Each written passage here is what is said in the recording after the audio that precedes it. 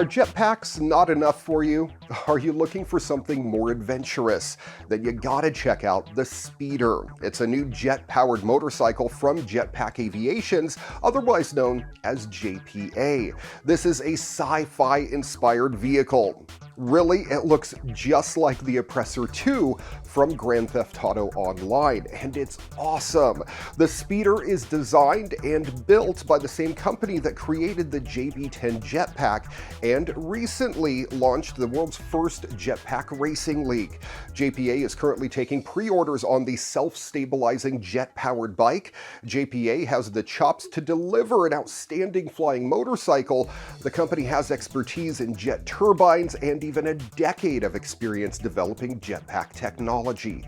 The flying bike uses 4 turbojet engines that can be powered by kerosene, Jet A fuel, or even diesel. The 4 engines produce a combined maximum thrust of, get this, 705 pounds of force, which is enough to lift the 230-pound motorcycle and the weight of its operator up to about 250 pounds. The Speeder is more than just a motorcycle-styled hovercraft. JPA built the craft to soar into the sky. According to the vehicle's specs, the airborne motorcycle can climb up to 15,000 feet at speeds of up to 150 miles an hour. That's enough to bring out your inner Tim Taylor. Pilots will need to provide a supplemental oxygen source if they plan to fly at 15,000 feet. Each flight can last up to 22 minutes, so it's going to be a quick up and down trip, depending on the altitude of the flight and the weight of the pilot, of course. Similar to the JB Series jetpack, the Speeder uses a tilt-to-accelerate flight system with hand controls, a two-way aviation radio for communication, a 12-inch touchscreen for navigation. It also uses a fly-by-wire control system that self-stabilizes the vehicle in the air, much like a drone. JPA plans to build different versions of the Speeder so it can be flown on a recreational pilot certificate or sports pilot's license for convenience. JPA is also working on an ultralight version that requires no Federal Aviation Administration license whatsoever. JPA's immediate plans are to produce 20 models of the Speeder for recreational use.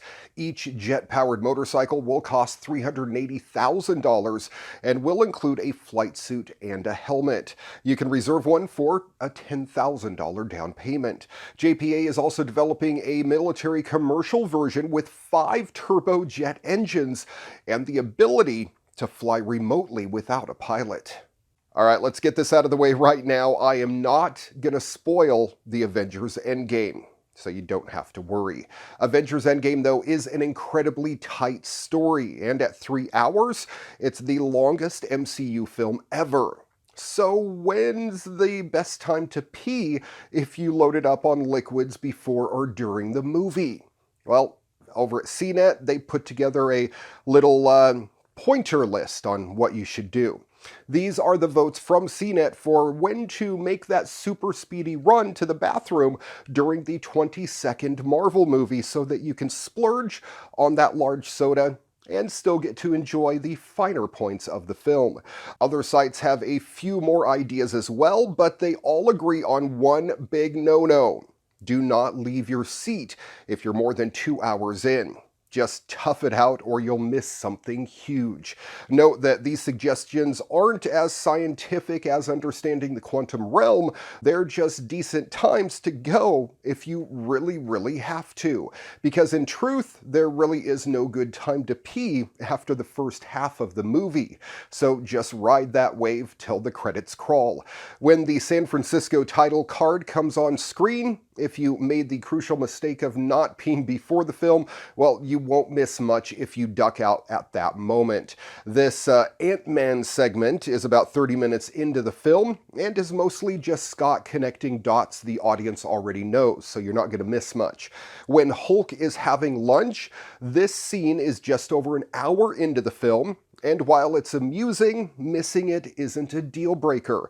In fact, you may escape some Cringy, silly moments?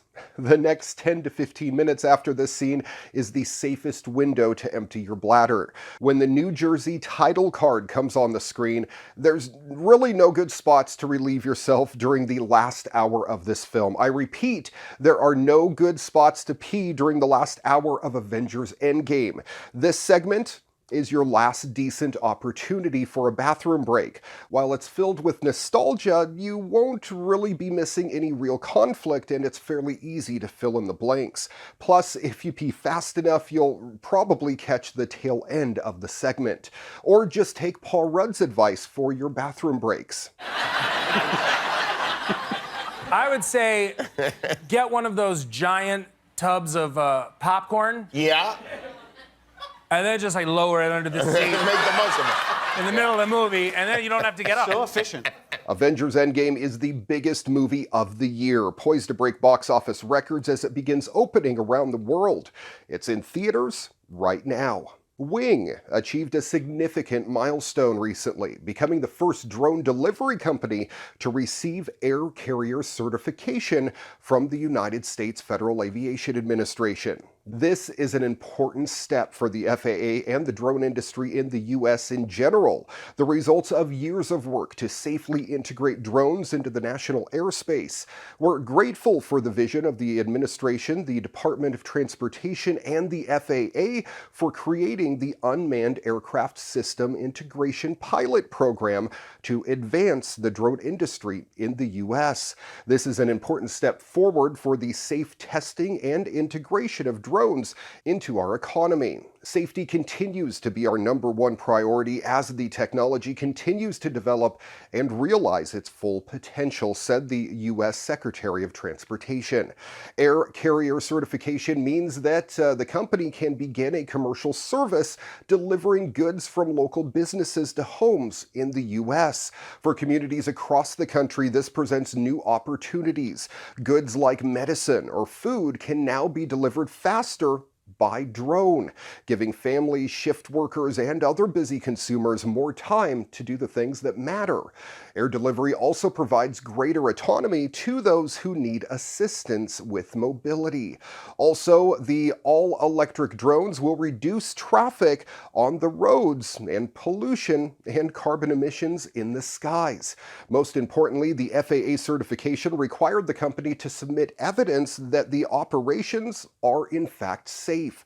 These submissions included data showing that a delivery by Wing carries a lower risk to pedestrians than the same trip made by car. The drones have flown over 70,000 test flights and more than 3,000 deliveries to doorsteps, driveways, and backyards of their customers in Australia. The next step will be to further the participation in the UASIPP in Southwest Virginia. For the next several months, the company will be reaching out to businesses and community members in the Blacksburg and Christiansburg areas to demonstrate the technology, answer questions, and solicit feedback with the goal of launching a delivery trial later in the year. Wing has worked for 6 years to build a small, lightweight aircraft and navigation system that can safely deliver small packages on demand to specific destinations in only a few minutes. Air carrier certification is an important step that will ultimately allow them to create air delivery services for communities all across America.